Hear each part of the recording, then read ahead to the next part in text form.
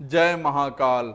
भगवान शिव और माता पार्वती आपकी सभी इच्छाओं को पूर्ण करें, इसी कामना के साथ मैं आनंदाचार्य आप सभी का अपने बेहद विशेष कार्यक्रम में स्वागत करता हूं।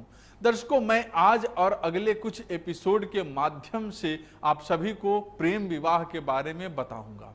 मैं आप सभी को बताऊंगा कि किस व्यक्ति को उसके जीवन में कितना प्रेम मिलेगा, किस उम्र में प्रेम मिलेगा और कब प्रेम मिलेगा। वास्तव में मित्रों, किसी व्यक्ति को कैसा, कब और कितना प्रेम मिलेगा यह उसकी जन्म कुंडली देखकर बताया जा सकता है।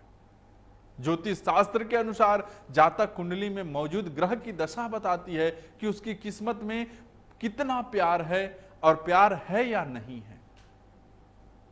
कई लोग होते हैं ना, बताते हैं कि समाज में कहीं भी जाते हैं उनको सम्मान नहीं मिलता है, उनको प्रेम नहीं मिलता है, तो ये सब पता लग जाता है। तो आइए दर्शकों, सबसे पहले जानते हैं कि जीवन में प्यार पाने के लिए कौन से ग्रह का अनुकूल होना आवश्यक है। दर्शकों, जीवन में किसी का प्यार पाने के लिए जातक की कुंडली में शुक्र ग्रह का अनुकूल होना बहुत जरूरी है। शुक्र, चंद्रमा और मंगल ग्रह के मुख्य रूप से प्रेम को परवान चढ़ाते हैं। यही ग्रह है जो किसी के मन में लालसा जगा देते हैं।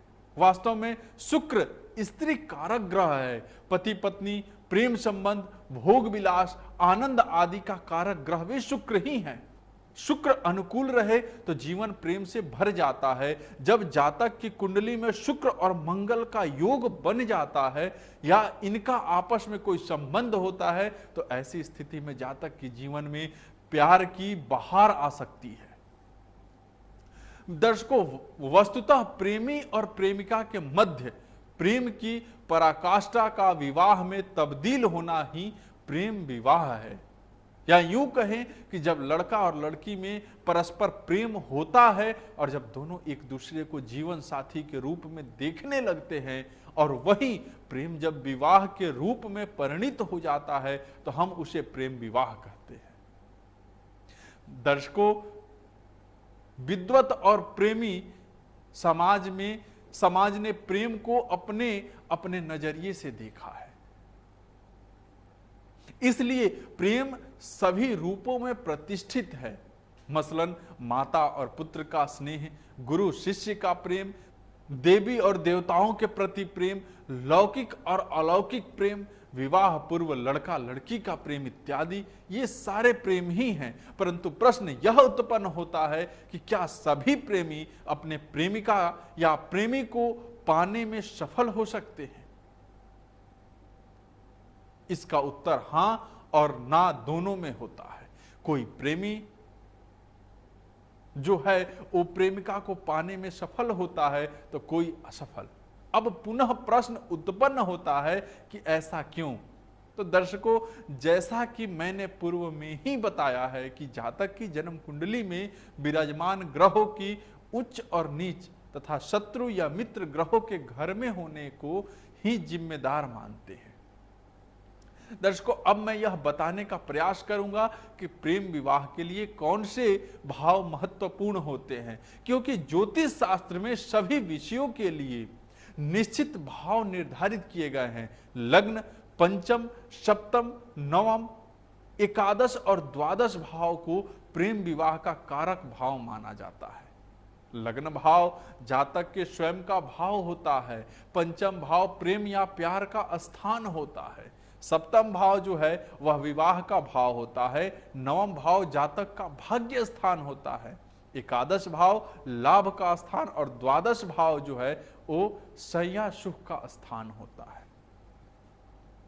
दर्शकों, पंचम भाव प्रेम का भाव है और सप्तम भाव विवाह का। इसलिए जब पंचम भाव का संबंध सप्तम भाव भावेश से होता है तब प्रेमी प्रेमिका वैवाहिक सूत्र में बंधते हैं। पंचमेश, सप्तमेश, नवमेश और लग्नेश का किसी भी प्रकार से परस्पर संबंध हो रहा हो तो जातक का प्रेम जो है वह विवाह में अवश्य ही परिणत होगा। हां, यदि अशुभ ग्रहों का भी संबंध बन रहा हो तो प्रेम विवाह में समस्या उत्पन्न हो जाएगी। दर्शकों, लग्नेश, पंचमेश, सप्तमेश, नवमेश और द्वादशेश का संबंध भी अवश्य ही प्रेमी प्रेमिका को वैवाहिक बंधन में बंधने में सफल होता है। प्रेम और विवाह के कारक ग्रह शुक्र या मंगल का पंचम तथा सप्तम भाव भावेश के साथ संबंध होना भी विवाह कराने में सक्षम होता है। दर्शकों, सभी भावों में नवम भाव की महत्वपूर्ण भूमिका होती है। नवम भाव का परोक्ष या अपरोक्ष रूप से संबंध होने पर माता पिता का आशीर्वाद प्राप्त होता है। नवम भाव भावेश का पंचम सप्तम भाव भावेश से संबंध बनाता है तो विवाह भाग कर या गुप्त रूप से न होकर सामाजिक और पारिवारिक रीति रिवाजों से होता है। दर्शकों, यदि अगर किसी जातक की कुंडली में प्रेम विवाह योग नहीं है या आंशिक है और नवमांश कुंडली में पंचमेश सप्तमेश और नवमेश की युक्ति है तो प्रेम विवाह की संभावना प्रबल हो जाती है। पाप ग्रहों का सप्तम भाव भावेश से युक्त हो तो प्रेम विवाह की संभावना बन जाती है। वहीं राहु और केतु का संबंध लग्न या सप्तम भाव या भावेश से हो तो भी प्रेम विवाह होता है।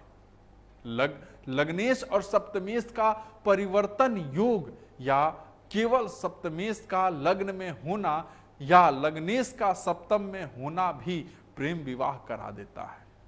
चंद्रमा और शुक्र का लग्न या सप्तम में होना भी प्रेम विवाह की ओर संकेत करता है। तो इस तरीके से दर्शकों आप समझ गए होंगे कि प्रेम विवाह किन किन परिस्थितियों में योग अच्छा होता है। आज आप लोगों के लिए बस इतना ही। ये वीडियो कैसा लगा हमें जरूर बताते रहिएगा। आप सभी का जुड़े रहने के लिए बहुत बहुत धन्यवाद। जय महाकाल।